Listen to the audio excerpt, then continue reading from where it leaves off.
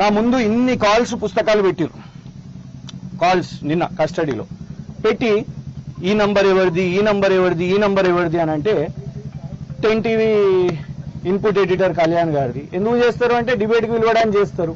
ఇది ఎక్కడ విచిత్రం అని అన్న.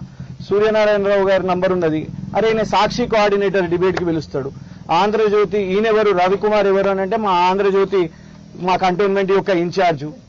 అంటే నువ్వు వీళ్ళందరికి నువ్వు చేసే న్యూస్లు ఇవన్నీ ఫేక్ న్యూస్లు ఈ ఛానల్స్ పంపుతున్నావు, వాళ్ళందరూ పెద్ద పెద్దోళ్ళు, మేమెందుకు పంపిస్తాం అంటే మీడియా వాళ్ళతో మాట్లాడడం కూడా. అండ్ ఇంకో ప్రశ్న అడిగిన నేను, సార్ మీరు ఏమైనా ఫోన్ ట్యాపింగ్ చేస్తున్నారా, గింత డేటా ఎట్లొచ్చింది నేను మాట్లాడే ప్రతి ఒక్క కాల్. నేను ఆఖరికి అంటే మా చుట్టాలను కూడా వాళ్ళని కూడా అడుగుతున్నారు, ఈయనెవరు వీళ్ళెవరు అనేది, లొకేషన్లు అడుగుతున్నారు, ఇక్కడికి ఎందుకు పోయినావు అక్కడికి ఎందుకు పోయినావు అని.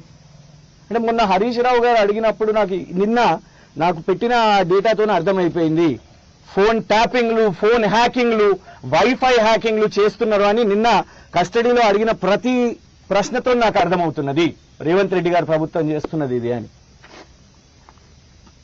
ఇలా ఒకటే ప్రజాస్వామ్యం ఉండాలి, తెలంగాణ రాష్ట్ర మేలు కోసం. అది రైతుల అంశాలు కానివ్వండి, ఎందుకు SSC paper leak, Nakrekal SSC paper leak పత్రికల్లో వచ్చినాయి, దాన్ని ప్రశ్నించడానికి 3 కేసులు. హ్యాబిచువల్ అఫెండర్ నా నేను, పేపర్ లీక్ జరిగింది వాస్తవమే, పేపర్లలో వచ్చింది వాస్తవమే, ఆ పేపర్ ఆర్టికల్ ని పోస్ట్ చేస్తే కేసు అంట.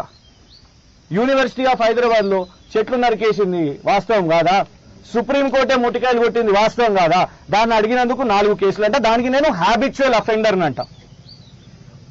ఒకవేళ మీరు దీన్నే హ్యాబిచువల్ అఫెన్స్ అని అనుకుంటే సరే, నేను ప్రశ్నిస్తూనే ఉంటా, మీ ప్రభుత్వాన్ని ప్రశ్నిస్తూనే ఉంటా. రేవంత్ రెడ్డి గారు దీనికి ఏదో నేను భయపడిపోయినా అని అనుకుంటున్నారు కావచ్చు. బీఆర్ఎస్ వాళ్ళం ఇవ్వరం కూడా భయపడం. మేము కేసీఆర్ గారి శిష్యులం, ఉద్యమం నేర్పించారు వారు, ఈ రాష్ట్రంలో అందరికి ఉద్యమం నేర్పించారు, ఉద్యమం కొనసాగుతుంది.